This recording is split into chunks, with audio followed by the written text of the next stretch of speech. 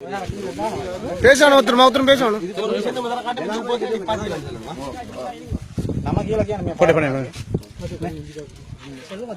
මේ මල්ලි අන්න හිරුවෙක් ගන්න ඔයා පොඩ්ඩක් මල්ලි දෙරන අර පැත්තට ගන්න පුතේ නෑ දෙරන මේ පැත්තට ගන්න අතේ ඔකට ඉන්නේ රෙඩි හයි මෙහා වෙද දෙන්න කට්ටිය නෑ ඔහොම තියාගන්න වාමලේ එල්ලරෝ හිරු පේන්නේ යන්නච්චි අංගලේ පොන මේ අගම්බෙල දිරුම්පල අතුංගා කොට හරහා කුලියා පිය මේ මහා මාර්ගයේ මේ පාර මම දන්න විදිහට 1985 ඉඳලා මම මේ පටන් ගත්තේ ඉස්කෝලේ යනවා. දන්න කාලෙට කවදාවත් මේ පාරවල් හදලා නැහැ. කාලෙන් කාලෙට ආණ්ඩු වෙනස් වෙනවා.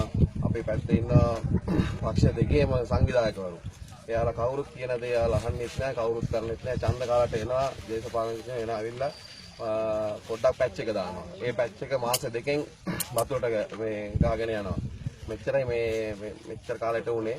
කවුරුත් මේ පාර හදන්න ලෙඩකුට යන්න බෑ. මම දන්න විදිහට මගේ තාත්තත් ඇත්ත වශයෙන්ම නැති වුණේ යාට හදිසි ආබාධයක් ඇති වෙලා හොස්පිටල් එකට ගෙනියන්න බැරි වුණා. එච්චර පාර ගැටලා.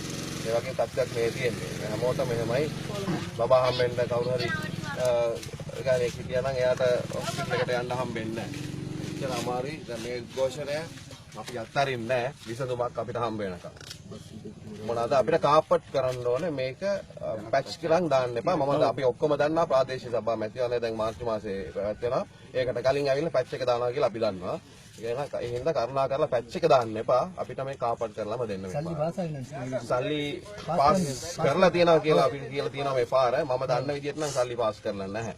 එහෙම තමයි දේශපාලනයෙන් ගිහිල්ලා අහුවොත් කියනවා පාස් කරලා තියනවා කියලා. ඉස්කෝල වල ගිහලා ගියා. ඒක ඉස්කෝලේ ළමයි යනවා මේ පාරේ.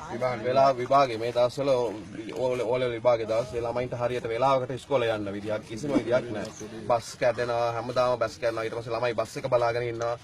කිසිම දෙයක් වෙන්නේ නැහැ. ඒ හින්දා අපි ත්‍රිවිල් කාර්යෝ ත්‍රිවිල් සහෝදරයන්ගේ අය කියලා වැඩක් නැහැ. එයාලට රුපියල් 200ක් මෙතන ඉඳලා දුම්මල සුලියට ගන්නවා නම් ඒකේ වැඩක් නැහැ. මොනවාද එයාලා අනිවාර්යයෙන්ම ත්‍රිවිල් දවස් දෙකකට සැරයක් කැඩෙනවා.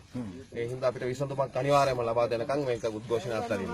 ආසන සංවිධායක කවුද ආසන? ආසන සං තව කවුද දෙන්නේ? මේ ওই මයික් එකේ ලෝගෝ එක වහන්න